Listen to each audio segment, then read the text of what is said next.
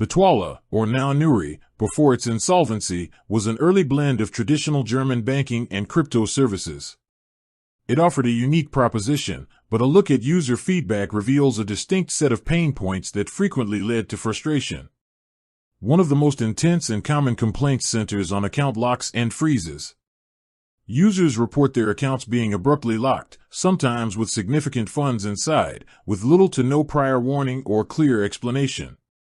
This often occurred following a large transfer or specific transaction activity, leaving users in financial limbo and unable to access their money. Compounding this issue is the struggle with customer support. When an account is locked, users report a lengthy and often unhelpful support process.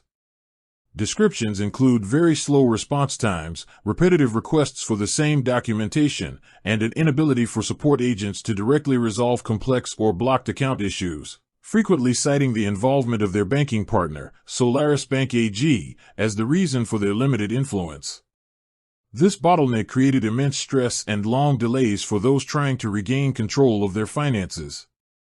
Another consistent gripe involved the non-custodial crypto wallet experience, especially early on. Users occasionally faced difficulties or confusion with managing their private keys and wallet passwords. Reports of lost access due to missing key information PDFs or unworkable recovery processes, even with what should have been the correct details, were a significant, if less frequent, issue.